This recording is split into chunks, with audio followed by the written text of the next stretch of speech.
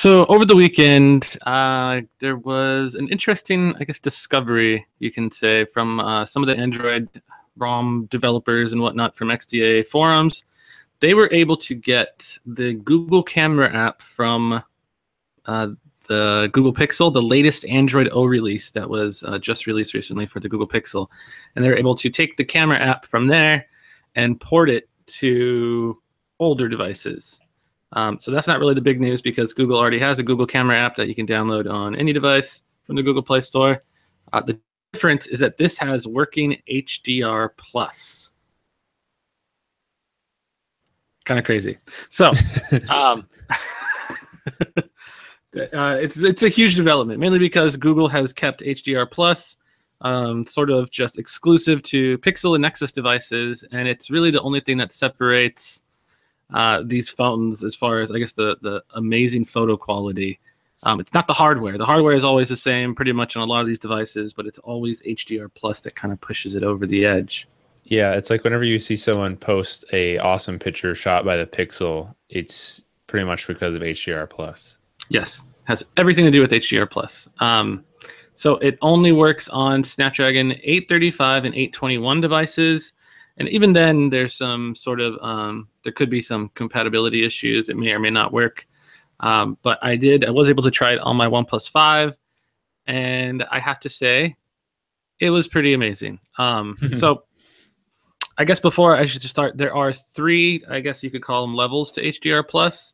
There's HDR plus off, and then there's HDR plus auto, which is like mild, but like really quick firing. It just saves as soon as you shoot it. And then you have HDR plus on, which is much more extreme, really good for low light, but is a little bit slower. You have this little wheel that sort of like has to spin around while it captures an image. So HDR plus auto, which is like, I guess, the first step of the thing, it doesn't really do so well on the OnePlus 5. It doesn't really do much. There's a lot of noise and stuff. And then as far as dynamic, whatever it does for dynamic range doesn't really help matters too much. So maybe there's some tweaking that Google has done on Pixel devices to make HDR plus auto, which is on by default on those devices, work, really, really well. So like HDR plus, how it works is it basically, as soon as you open the camera app, it's already firing off images.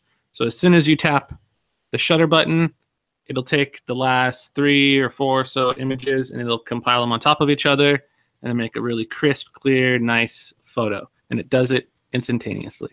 HDR plus on is slower because it's going to take a bunch of different photos in different contrasts or different exposures, one dark, one bright, and then it'll combine them onto like a normal one. So that takes a little bit more time. It's a little bit more slow. That one works amazingly well on the OnePlus 5. Most smartphones, I don't care who makes them these days, low light is where all of them just kind of go to crap. There's some that do it better than others, but nobody does it as well as the Pixel device, and that's mainly because HDR plus. On the OnePlus 5, low light is absolutely awful, and I have a post that's going to be ready on Phandroid.com that's going to show a comparison between just the regular stock camera app and with HDR plus on, and it's like night and day. So much more detail, so much more. It's mind-blowing. It's amazing. So the only thing that really kind of sucked about, like, say, a device like the OnePlus 5 was that low light was kind of awful.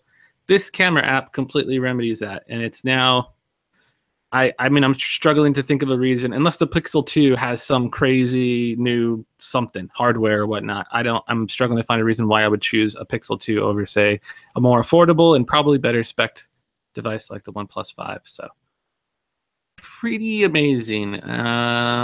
Joe, what phone are you using right now? G6, HTC 10. Okay, yeah, so you could sideload it and check it out. It's unofficial, so people get a little bit leery about that sort of stuff, sideloading this onto their devices, but it has been checked out. The guys at XDA checked it out and did all the necessary background checks and all that stuff on the application, and it was deemed safe. So awesome. Definitely encourage everyone to check it out because it's pretty amazing what it does for low light, and I absolutely love it. So for download links, make sure you guys check out the post on Phandroid.com. This is the Fancast, and we will see you guys next time. See ya.